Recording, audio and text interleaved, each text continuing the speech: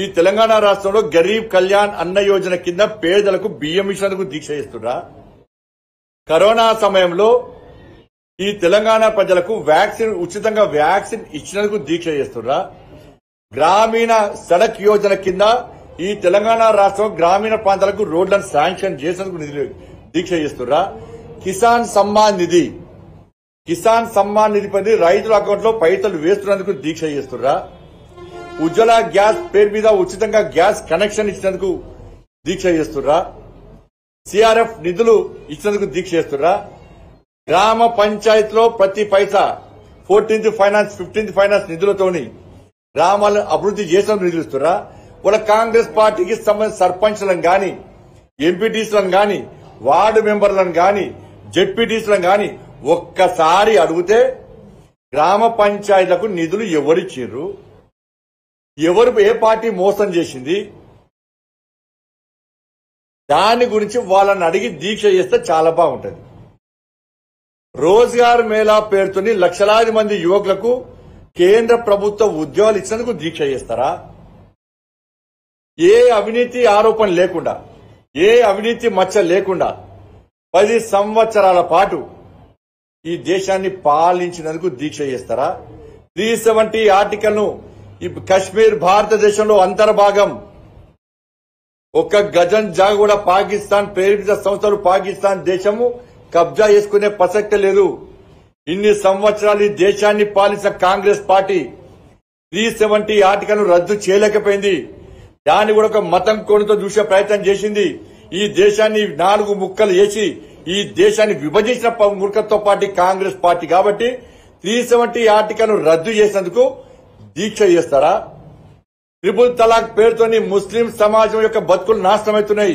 ముస్లిం సమాజం పూర్తిగా నిర్వీర్యమవుతుందని భావించి ట్రిపుల్ తలాక్ ను రద్దు చేసేందుకు దీక్ష చేస్తారా? సిటిజన్షిప్ అమెండ్మెంట్ యాక్ట్ రద్దు చేసేందుకు తీసుకొచ్చేందుకు దీక్ష చేస్తారా?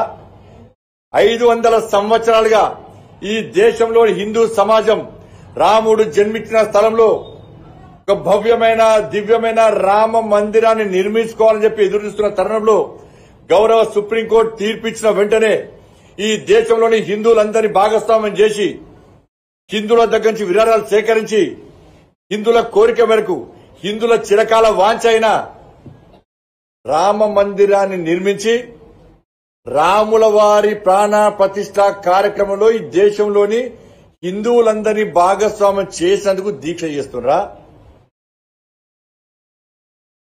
దేనికోసం దీక్ష చేస్తారు? అంటే పేదలు బాగుండదు వీళ్ళకు.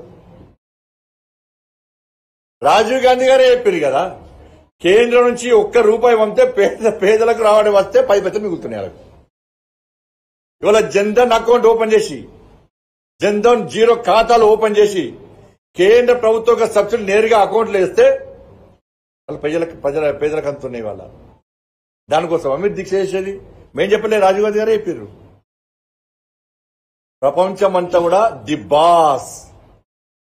బాస్ అని చెప్పి నరేంద్ర మోడీ గారికి గౌరవం ఇస్తున్నంటే ఈ దేశ ప్రజలకే గౌరవం ఇస్తున్నట్టు.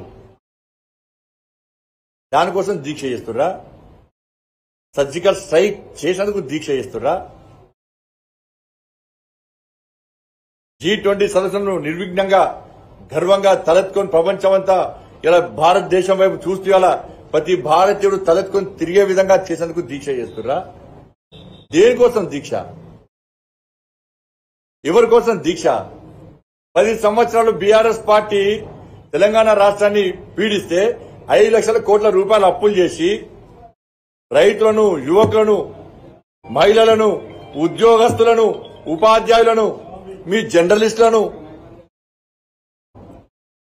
మా రాజకీయ ప్రతిపక్ష పార్టీలను ఇబ్బంది పెట్టినా కూడా ఒక్కరోజు దీక్షలకు అంటే బీఆర్ఎస్ పార్టీ ఏం చేయాలంటే వీళ్ళకు బీఆర్ఎస్ పార్టీ మంచిదే వాళ్ళకి, ఇప్పుడు బీజేపీ మంచిది కాదు ఇన్ని చేశాడు. మరి బీఆర్ఎస్ పార్టీ మీద ఈ 10 సంవత్సరాలు ఒక్క దీక్ష కూడా ఎందుకు చేయలే?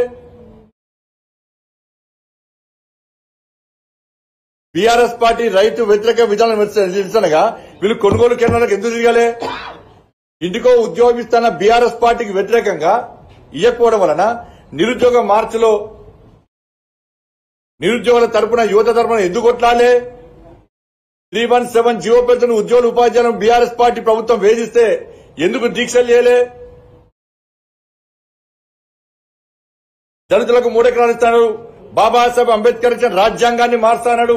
ఏ ఒక్కరు బాబాసాహెబ్ అంబేద్కర్ జయంతి గాని బాబాసాహెబ్ అంబేద్కర్ వర్ధంతి కార్యక్రమం గాని కేసీఆర్ కు వ్యతిరేకంగా ఎందుకు దీక్షలు చేయలే? దళితులకు 3 ఎకరాలు ఇస్తున్నారు. దళిత బంధు అందరికి ఇస్తున్నారు. బీసీలకు అన్యాయం చేశారు. అగ్రవర్ణాల్లో పేదలకు నరేంద్ర మోడీ గారి ప్రభుత్వం రిజర్వేషన్ ఇస్తే కేసీఆర్ ఇయ్యలే, అమలు చేయలే. ఎస్, మేము కొట్లాడినాం. భారతీయ జనతా పార్టీ కొట్లాడిన తర్వాతనే అమలు చేశారు. వాళ్ళ కాంగ్రెస్ పార్టీ ఏం చేస్తుంది? 50% రిజర్వేషన్ విధానం ఎత్తేస్తామని చెప్పన్నారు. అంటే మళ్ళీ ఏం చేస్తారు? దాన్ని ముస్లిం మైనార్టీలకు రిజర్వేషన్ పెంచే ప్రయత్నం చేస్తారు.